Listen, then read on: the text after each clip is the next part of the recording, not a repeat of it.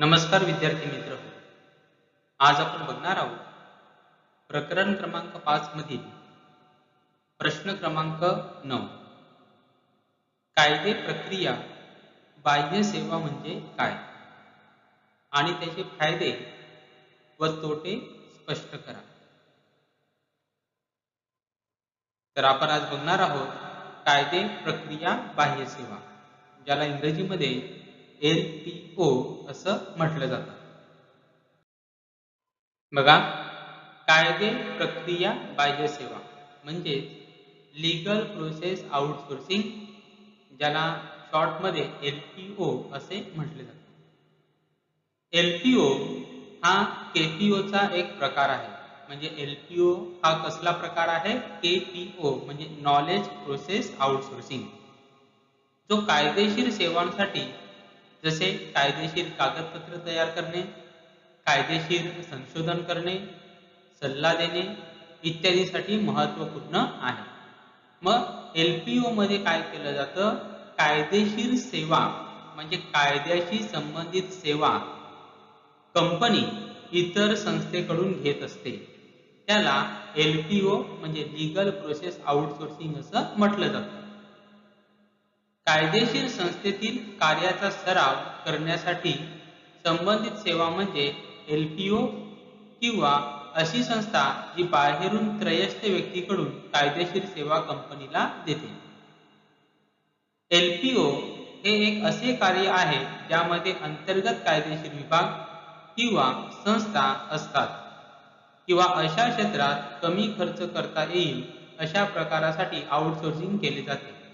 उदाहरणार्थ, अमेरिका किंवा युरोप सारख्या देशाने भारतात कायदेशीर काम केले आहे. इथे कमी खर्चात ते केले जाते.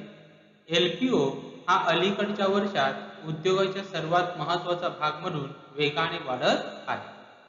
मग आता LPO म्हणजे काय? बघा, जेव्हा कोणतीही कंपनी असते, कोणत्याही प्रकारची व्यावसायिक संस्था असते, त्यांना विविध प्रकारे कायदेशीर सेवांची आवश्यकता असते. विविध प्रकारची कायदेशीर कागदपत्र तयार करावी लागतात. विविध प्रकारच्या कायदेशीर प्रक्रिया पूर्ण कराव्या लागतात. काही गोष्टींमध्ये त्यांना कायदेशीर सल्ल्याची आवश्यकता असते. काही गोष्टींमध्ये त्यांना कायदेशीर संशोधनाची गरज असते. मग ह्या सर्व गोष्टी करण्यासाठी कायद्याचं पूर्ण ज्ञान असलेल्या व्यक्तींची गरज असणार. मग कंपनीकडे दोन पर्याय असतात.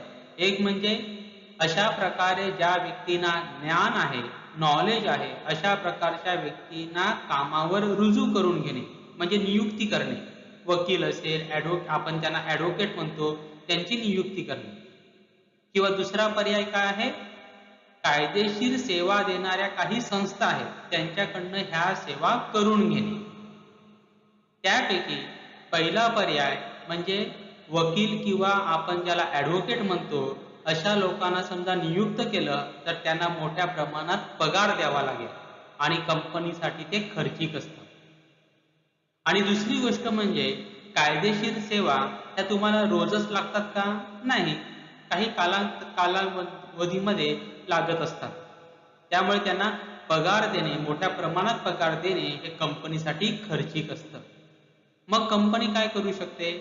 त्याऐवजी काही संस्था अशा असतात ज्यांच्याकडे कायद्याचं ज्ञान असलेली एक्सपर्ट लोक असतात आणि त्या संस्था कायदेशीर सेवा पुरवत असतात.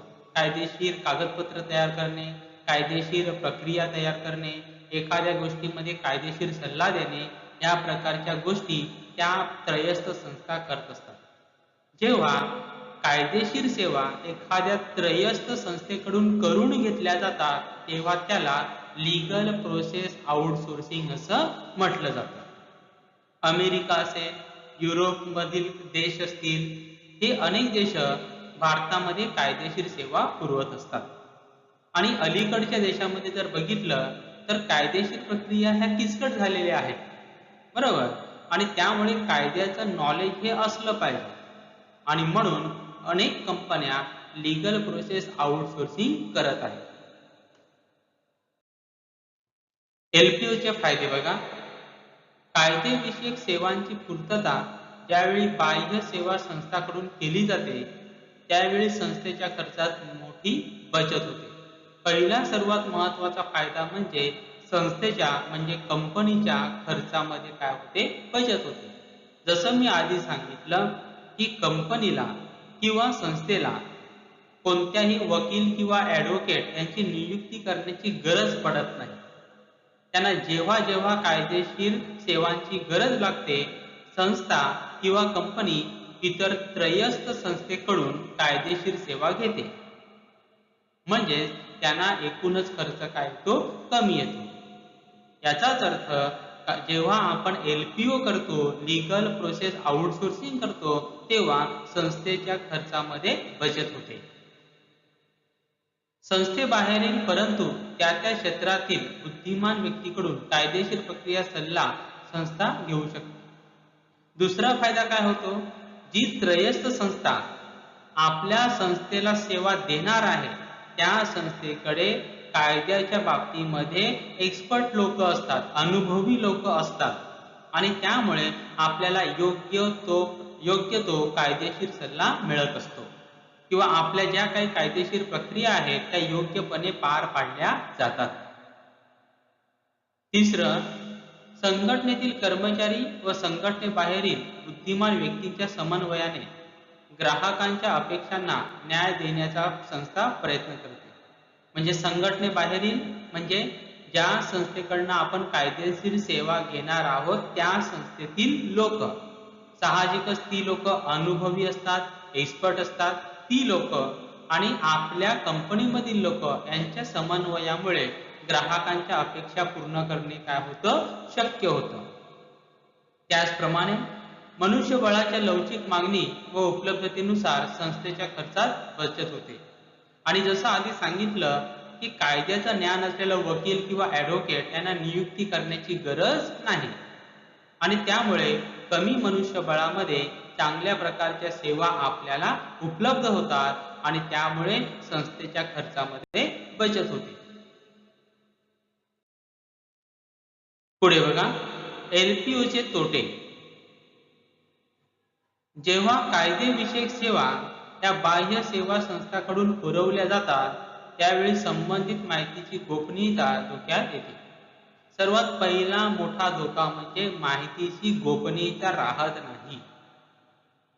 कारण की आपण जेव्हा कायदेशीर सल्ला घेतो किंवा कायदेशीर प्रक्रिया पार पाडायची असते किंवा कायदेशीर सेवा घ्यायच्या असतात तेव्हा सर्व प्रकारची कागदपत्र, महत्वाची कागदपत्र, गोपनीय कागदपत्र आपल्याला त्रयस्थ संस्थेला द्यावी लागतात.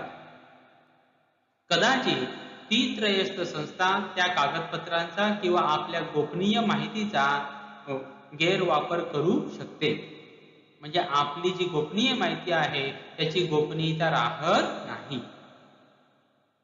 दुसरं, बाह्य सेवा संस्थांना संबंधित कायद्यांची सखोल माहिती असते तसे नाही.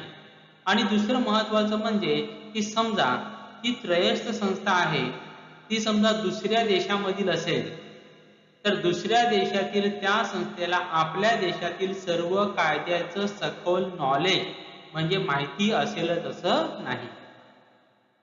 किंवा एखादी असा भाग असू शकतो कायद्याचा की त्या भागामध्ये ती त्रयस्थ संस्था त्या प्रकारे अनुभवी नसेल, असं देखील होऊ शकतं.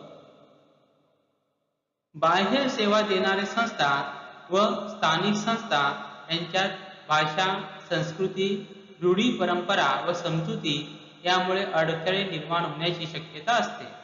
भाषा असेल, रूढी परंपरा असेल त्यांच्यामुळे देखील त्यांच्या समन्वयामध्ये अडथळे येऊ शकतात.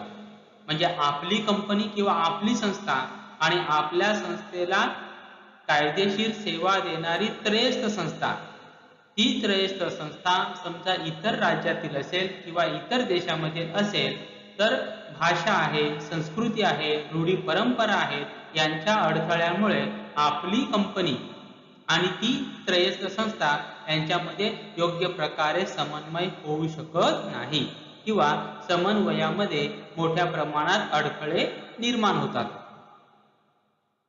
चौथं, अनेक वेळा भौगोलिक परिस्थिती, रचना व वेळ यामुळे बाह्य सेवा संस्था व स्थानिक संस्था यांच्यात कामकाजाच्या दृष्टीने समस्या निर्माण होऊ शकतात. भौगोलिक परिस्थिती, आपल्याकडची भौगोलिक परिस्थिती आणि आपल्याला सेवा देणारी जी संस्था आहे तिकडची भौगोलिक परिस्थिती, त्यांची रचना, त्यांच्याकडची वेळ, आपल्याकडची वेळ यामध्ये फरक असतो आणि त्याचा परिणाम म्हणजे आपल्याकडची म्हणजे आपली संस्था आणि ती कायदेशीर सेवा देणारी त्रयस्थ संस्था यांच्यामध्ये चांगल्या प्रकारे समन्वय होऊ शकत नाही. समजा ती संस्था दुसऱ्या देशामधील असेल तर मोठ्या प्रमाणात अडचणी निर्माण होतात, कारण की आपल्याकडे समजा दिवस असेल तर दुसऱ्या देशामध्ये त्यावेळी अमेरिका असेल त्या ठिकाणी रात्र असते. मग अशा वेळी कामकाज करणे कठीण जातं. तर अशा प्रकारे LPOचे काही फायदे आहेत, त्याचबरोबर काही तोटे देखील आहेत आणि हे तोटे जरी लक्षात घेतले तरी LPO हा सध्या झपाट्याने मोठ्या प्रमाणात वाढणारं क्षेत्र आहे. धन्यवाद.